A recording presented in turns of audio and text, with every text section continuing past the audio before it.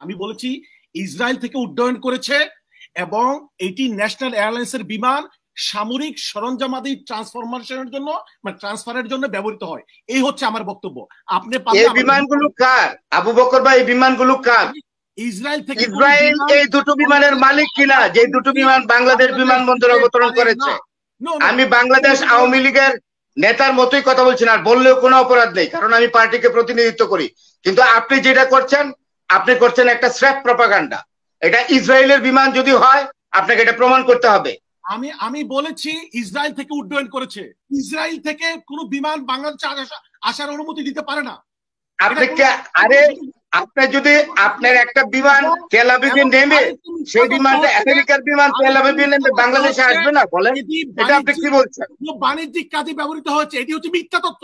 আমি তো আপনাকে দায়িত্ব নিয়ে বলছি, এই কার্গোগুলো সামরিক সরঞ্জাম। আপনি দায়িত্ব নিয়ে বলছেন, আমি কি দায়িত্বহীনতা থেকে বলছি? ফরহাদ ভাই অত্যন্ত সুধীজন, আমার প্রিয় মানুষ, শিক্ষিত ভদ্রলোক। এখন বলেন আপনি, সমস্যা নেই। জি, শিক্ষিত ভদ্রলোক, শিক্ষাবিদ। কিন্তু আমার মনে হচ্ছে উনি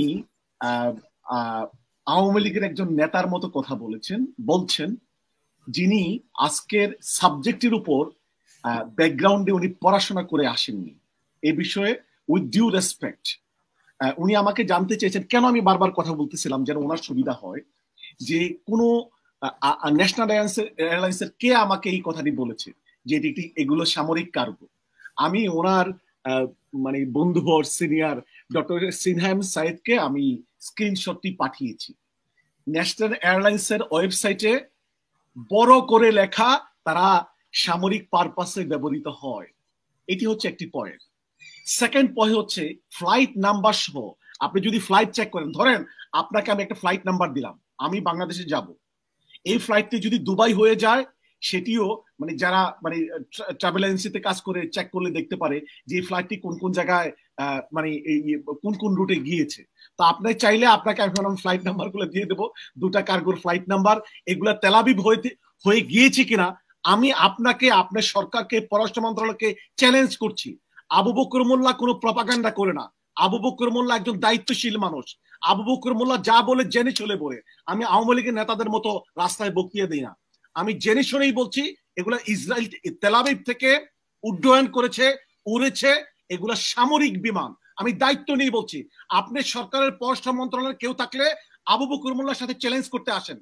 যদি সরকারের কোনো বেসামরিক কর্তৃপক্ষের কেউ আসে, আমার সাথে চ্যালেঞ্জ করতে বলেন। আপনি যে আজকে যে কথাগুলো বলেছেন, রাজনৈতিক বক্তব্য দিয়েছেন, এটা আপনি দিতেই পারেন। তবে আমি বলবো আপনি আর একটু ব্যাকগ্রাউন্ডে পড়াশোনা করে আমার বক্তব্য চ্যালেঞ্জ করা উচিত ছিল। ধন্যবাদ। হ্যাঁ, আপনাকে বলি একটু, না এই জায়গায় আমাকে একটু বলতে হবে, এগুলো যে ইসরায়েলের বিমান সেটা কিন্তু আপনাকে প্রমাণ করতে হবে। এই বিমান দুটো না, আমি বলছি আবু বকর ভাই, এই দুটো বিমান যে ইসরায়েলের বিমান, আমি ইসরায়েলের যে দুটো বিমান, এইটা আপনাকে প্রমাণ করতে হবে। আমি কিন্তু এই জায়গাটাই বলেছি, আপনি শুনেছেন, you must have to prove that too, আমি বলছি না টু কার্গো, আপনি আগে শুনেন আমি কি বলছি। দুটো কার্গো প্লেন আর ইসরায়েলি প্লেন, এইটা আপনাকে প্রমাণ করতে হবে। তাইলে আপনি আমাকে ব্লেম দিবেন যে আমি এখানে পড়াশোনা করে আসিনি, অন্যথায় আপনার বক্তব্যটা ফেক হিসেবে প্রমাণিত হবে। আপনি আসেন না, আপনি শুনেন আগে, সেটা হচ্ছে, এবং আপনারটা প্রপাগান্ডা হিসেবেও প্রমাণিত হবে। যদি ইসরায়েলের বিমান হিসেবে এই দুটো বিমান যে নেমেছে, এটা যদি ইসরায়েলের বিমান না হয়, তাইলে আপনি যে বক্তব্যটা দিলেন, it will be treated as propaganda, no doubt about it. আমি ডিমান্ড করছি আপনি প্রমাণ করবেন যে ইসরায়েলের বিমান এগুলো বাংলাদেশ এয়ারপোর্টে এগুলো অবতরণ করেছে। আপনি শুনেন, আমি কি বলেছি শুনেন। আমি বলেছি ইসরায়েল থেকে উড্ডয়ন করেছে এবং এই বিমান দুটি ন্যাশনাল এয়ারলাইন্সের বিমান। আপনি লিখে রাখেন আমি কি বলছি। ন্যাশনাল এয়ারলাইন্স সামরিক সরঞ্জামাদি ট্রান্সফার করে, আপনি লেখেন আমি কি বলছি। এরপর আপনি আমাকে চ্যালেঞ্জ করেন। আমি বলেছি ইসরায়েল থেকে উড্ডয়ন করেছে এবং এটি ন্যাশনাল এয়ারলাইন্সের বিমান সামরিক সরঞ্জামাদি ট্রান্সফরমেশনের জন্য মানে ট্রান্সফারের জন্য ব্যবহৃত হয়। এই হচ্ছে আমার বক্তব্য। আপনি এই বিমানগুলো কার আবু বকর ভাই? এই বিমানগুলো কার, কোন দেশে? হ্যাঁ, এগুলো ন্যাশনাল এয়ারলাইন্সের রেজিস্ট্রিকৃত বিমান। কোন দেশের বিমান যে এগুলো তেল আবিব থেকে বাংলাদেশ এয়ারপোর্টে অবতরণ করেছে? কোন দেশে? পরে আবার কথা বলবো। কোন দেশের বিমান এগুলো? হচ্ছে তেল আবিব থেকে কোনো বিমান বাংলাদেশ আসার অনুমতি। আমি তো আপনাকে ওই জায়গাটা ক্লিয়ার করেছি, আপনি কিন্তু ওই জায়গাটা নোটিস করেন নাই যে আমেরিকার কোনো বিমানও তেল আবিবে টাচ করে বাংলাদেশে আসতে পারে, বাংলাদেশ এয়ারপোর্টে। আপনি কিন্তু না ওই জায়গায় কিন্তু আপনি কিন্তু ওই জায়গায় টাচ করেননি। আমি বলছি দুটো বিমান এর মালিক ইসরায়েল কিনা, দেখুন এই জিনিসটা। আর তা না হলে আপনার বক্তব্য প্রপাগান্ডা। বক্তব্য ভিন্ন। আমার বক্তব্য হচ্ছে এগুলা ইসরায়েল। আপনি বলছেন, আপনি তো এটা প্রমাণে, আপনিই তো দেখলাম যে হোমওয়ার্ক করে আসেননি। আপনি কনফার্মই করতে পারলেন না এই দুইটা বিমান ইসরায়েলের কিনা। অবশ্যই এই দুইটা বিমান ইসরায়েল কর্তৃপক্ষের কিনা, এইটা আপনি প্রমাণ করতে পারলেন না তো। আপনি কেন এই ফেক তর্কটা করলেন? আপনি কেন পেঁচিয়ে বলছেন? ইসরায়েল এই দুটো বিমানের মালিক কিনা, যে দুটো বিমান বাংলাদেশ বিমানবন্দরে অবতরণ করেছে। আমি বাংলাদেশ আওয়ামী লীগের নেতার মতোই কথা বলছি না, আর বললেও কোনো অপরাধ নেই, কারণ আমি পার্টিকে প্রতিনিধিত্ব করি। কিন্তু আপনি যেটা করছেন, আপনি করছেন একটা স্র্যাপ প্রপাগান্ডা।